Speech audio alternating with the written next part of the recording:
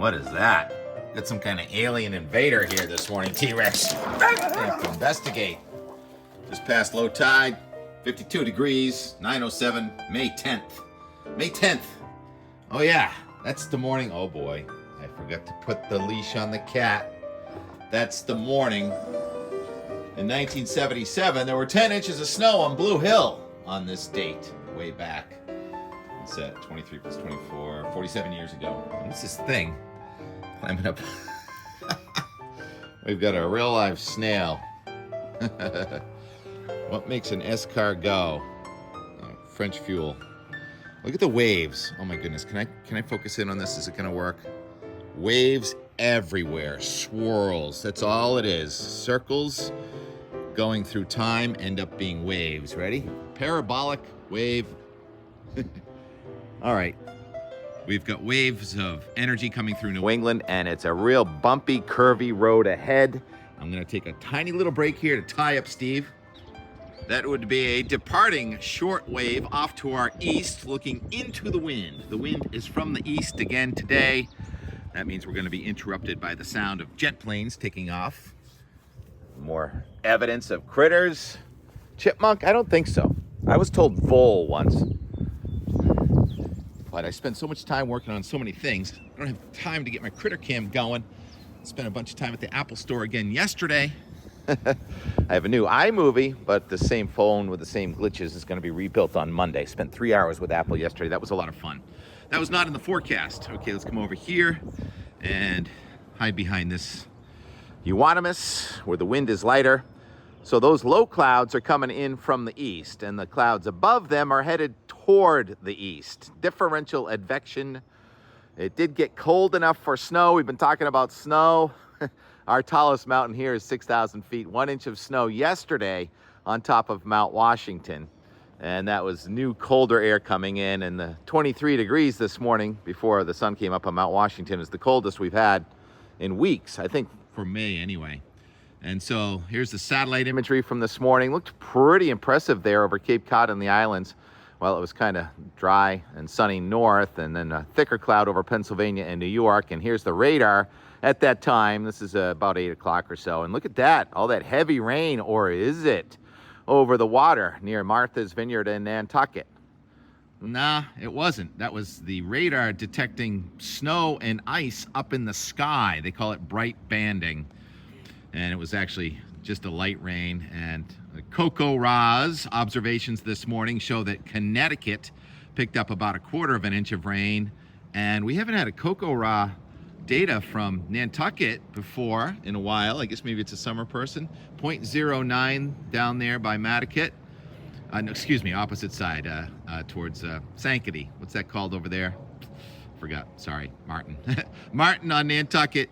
There's your webcam at Dreamland. Not your webcam, but one of the best ones on Nantucket, showing the raindrops just past 8 o'clock, and I think it's dried out since then. So Martin says, if 5 inches of rain fall in the next 10 days on Nantucket, I will be a monkey's uncle. I don't think you have to worry about that, Martin. The pattern and the forecast has changed. As always, the weather changes and the weather forecast changes. If you recall, about even 3 days ago, not that far back, it looked like the heaviest rain was going to be last night. Instead, it was yesterday. And so you get these 18-hour, every 18 to 36 hours, you get a new kind of disturbance coming at you, and you get a new kind of weather forecast. And we have a new kind of weather forecast again today. I'll show you the 3 to 5 day for Sterling, Massachusetts, where on Monday morning, it showed this morning to be socked in with clouds and rain and temperatures only in the 40s, and the dew point and the temperature together. But now look at the dew point and temperature separate. The red line is the temperature, the blue line is the dew point. So each night we do get kind of near 100% relative humidity, but each day the temperature goes up to near 55 or 60 with the dew point staying in the 40s to near 50. And it shows mostly dry with breaks of sunshine all weekend long, with the heaviest rain now waiting until Monday and Tuesday. Boy, oh boy. So that is so different. This is the second weekend in a row. It looks like we're dodging a bullet. T-Rex barking at the critters. Thank you very little, facing into the wind. I'm not going to do that. This bird's over there just laughing at you, T-Rex. Hopefully you're laughing at my distractions. So see that very dry air north of Boston. Oh yeah, my prediction for the Celtics was that they would lose momentum, but I didn't think they would lose the game that badly. So the Bruins wave and the Celtics wave have both peaked and are falling into a trough right now, but where's the bottom of the trough? What is a trough? Well, that's when things go down, and then ridging is when things go up. So there's an old saying, behind every trough, there's a ridge. That means when days are dark, they're probably going to get brighter. And boy, is it a bumpy looking road. Let's look at the 500 millibar, call this steering currents up in the sky. And a week ago, it looked like today we were going to have a flow from Hudson Bay to California and then across the deep south. And now instead, it looks like we've got an elongated diagonal from eastern Canada to southwestern United States, multi-layered positive tilt trough with many sort of bowling balls embedded, with most of the air in New England coming from Canada, and then that southern energy mostly going off to the south. So if you look just at the upper level energy, you would say we have chances for showers almost every day, but the big storms should stay off to the south. Pardon me for a moment. Can we help you with something? What's the problem? Let's go. Rex is going in. Time out. You're going in the door. You get 2 minutes for roughing the TK audio. It's just you and me, kid, now. 2 on none. We can do this. Back to that 500 millibar flow. As you get into the middle of next week, you see these upper level lows coming at us. So there's a chance of a little something just about every other day. And then where the I'll be a monkey's uncle comment. Late next week, it does not look like we're going to get that tropical flow all the way up the coast. You can see it's going to be kind of sheared off and mostly supposed to miss us to the south, if you believe just the 500 millibar flow. Speaking off to the south, let's take a look at Matthew Capucci. Is that how you say your name? He went to high school on Cape Cod, now a meteorologist. He's got a good sense of humor, that's for sure. As the hail was breaking his windshield, he's like, oh, we get a new windshield, no problem. Look at this hail. Yesterday I commented, like, why don't more people get hurt by hail? Well, if everyone wears a helmet like you did, Matthew, unbelievable. That was near San Antonio, Texas yesterday, 3 to 4 inch diameter hail. Oh yeah, and there was this 5-incher, I can't remember where it was from, I just remember seeing it on Twitter. It's probably Texas also. And once again, hail is a result of a raindrop going above the freezing level and continuing to rise in a strong vertical updraft into the freezing level. And the air is so powerful going up, it can support bowling ball-sized pieces of ice. And as longer they stay up in the air, the more water, supercooled water, accumulates on them. And they keep going up until they get so heavy, and then they get into the downdraft, and they come down in those torrential downpours and that massive hail. So it's kind of silly how excited I got over my little 3/8 of an inch diameter hail a couple days ago, when you have people out in the Midwest and South that get these 3 to 5 inch diameter hails. While we have it, how about this video?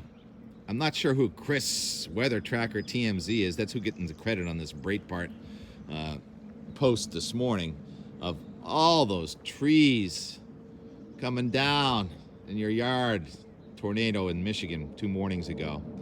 So all this can be traced back to those severe storms that erupted about Tuesday or so and came across Michigan, and then we got some pretty good weather here yesterday, and now most of the storms are going to miss off to the south. Or are they? Oh yeah, I already said that. And so they're the jets taking off toward the east, and then they turn around and come through that really low cloud, and so noisy forecast background. Here's the Euro. Going for the next 10 days. System, very weak, missing us to the south today. Some lag effect back there in Pennsylvania, New York. Tries to come in with some showers. No snow tonight and tomorrow. And most of us are dry. And then there's another low escaping way out to sea. And then Sunday looks mostly not completely dry, but most of the time it's probably dry. But where there are showers, they'll be slow moving. And some of us may get a 1/4 to a 1/2 inch of rain with some grapple or ice pellets coming out of those, and then that goes away. And then Monday, here comes a more structured front, and you clearly here have low pressure to the north and high pressure to the south, so the air should be coming from the southwest, and that front kind of stalls in here with rain off and on now is the forecast for Monday and Tuesday, at least this guidance indication, and I don't see much reason to disagree with it. And then we get on the cooler side of the front again Wednesday, Thursday, a flow from Canada. More systems coming across in that southerly flow coming up and at us. And another one goes right over us next Thursday, Friday. And then again next Sunday or so, still looking at the possibility of some sub 1,000 millibar low pressure systems. So all I see here is a real curvy, pot-filled, bumpy weather road ahead, with not trusting forecasts for more than, I'd say, 24 to 36 hours. Tomorrow, probably brighter than Sunday. So tomorrow, probably the pick of the weekend. That's that Bluefin Robotics. I'm fascinated with their underwater surveillance, unmanned submersibles that they go out and test right out of Quincy Shipyard. It's called General Dynamics. It's had a lot of names. Kilroy. Everyone get that one?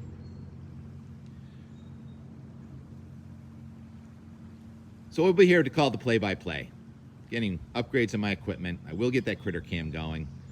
Yesterday, me being snarky outside the Apple office for hour and more, and something I've been holding out on you. The boat over there. The last boat out of the water.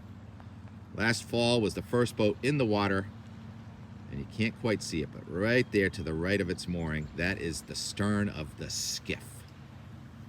That soap opera skiff saga continues, as anyone that comes down here has to beware of the peeping Tim and the wave watcher. Waves up there, waves down here, and remember what the snail said. A circle through time is a wave. And that's what we all live in, the waves of weather. And T-I-M with an E, time. For me to go, talk to you tomorrow.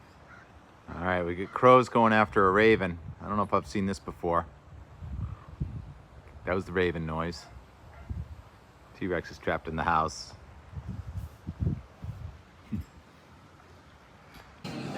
Second week in a row. My favorite spot. Apple store. Big heavy doors now. Anyhow, another gorgeous day. I think last week it was a Friday. This week it's a Thursday. Was it supposed to be this nice on Thursday? I don't think so. So that glitch on the camera is still there. Look at that. All these tulips had petals last time we were here. Oh well, on to the next flower. And I'm coming back again on Monday to fix my iPhone completely. They're going to restore it like new, and also trade in my old MacBook for the new MacBook Lite, which I had problems with my Apple ID, and I can't use that again for another 24 hours. On, and more and more and more. Yeah, so I get to go back to the Genius Bar on Monday. That's an impressive bar, isn't it? Great marketing. So there goes the Bluefin Robotics submersible vessel. Well, vessel that carries the submersibles. There's our convection well north of Boston. I don't see anything huge, but we've got some huge breaking news. The last boat to come out of the water last fall was that one. It's the first boat in the water, and that's where the dinghy was. So we missed it. The owner of the dinghy is back, and it looks like the dinghy is gone. Should I go walk the shore to find it? Who knows? Come on. Adam, Andrew, who knows? Oh yeah, and waves. You know, I love waves. And the flag is pointed toward the west. That means the wind is from the east. Yet there's no cloud right there. You get your subsidence over the ocean right there. And then lift over there, but we've got subsidence over there near Blue Hill. Whoop. Focus, Tim, focus. Yeah, so there are a few showers way up there in New Hampshire and Maine, and I know why there's subsidence right there in eastern Massachusetts, because opposite of subsidence is rising air, and look at that wall of rain coming along just south of I-90, so that's all Opposite of subsidence, sinking air is rising air, ascending. And I went out for one moment, and you know what happened. Yeah. Where are you going? Yeah, that's the way. At least he's running toward the house. You going to your spot? Behind the big pussy willow?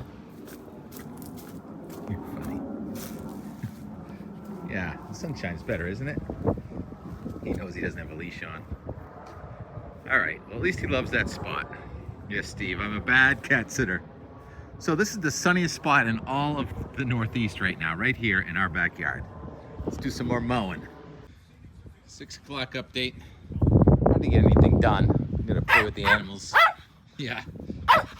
And I also have to spend so much time correcting myself. Wait a minute. The skiff is still in the water there. You can see it a few feet in front of the bow. It's the stern sticking out of the water. T-Rex wanting to play ball.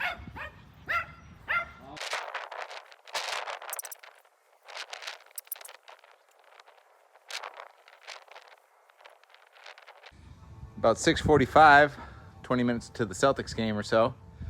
Took 2 days and about 4 battery recharges, but the lawn is done for this week. And I have to say, it's looking good. What's going on down here? Well, we walk into the wind for a moment, which is still from the east, which means planes are taking off over our head. Admire some, not quite towering, but pretty close, cumulonimbus near the Maine, New Hampshire seacoast. And there's a plane taking off toward the east there. It's going to come around the house in a minute. We'll hear it, unless it's headed east or north instead of south like most of them. That's not the one I hear. Where's the one I hear? Yeah. Okay, just about 7 o'clock. Time to shift gears, watch the Celtics, or listen to them on the radio. Not quite done with my chores yet. I don't think that skiff is going to come out tonight. Meanwhile, we've got a wall of water coming out of New York and Pennsylvania, aimed at Connecticut. So, another nowcast event. What's it doing outside right now? This sky looks a lot like it did yesterday morning with a wall of clouds on our western horizon. So I've had 1.2 inches of rain, I think, in 7 days. No, more than that. What day is this? Thursday? 11 days. Go for 1.5. So in the long run, those QPF forecasts are doing well. You just can't really time the events individually. Why don't we let it go with some crepuscular rays? We interrupt this grand finale for breaking news. They're like, get out of the way, get out of the way. Got 2 cops and a 3rd cop. Looks kind of serious, doesn't it? Looks kind of like an emergency. What's the emergency? Stay tuned. We're not done yet. Everything works in waves, and there it is. Cleveland tied it up. 21-21. They were due. Speaking of waves, we got a couple of cat waves right here. Steve and Amit. And the Celtics were down, now they're back up. So definitely a basketball wave. Had no idea how beautiful it was going to be tonight. More and more and more.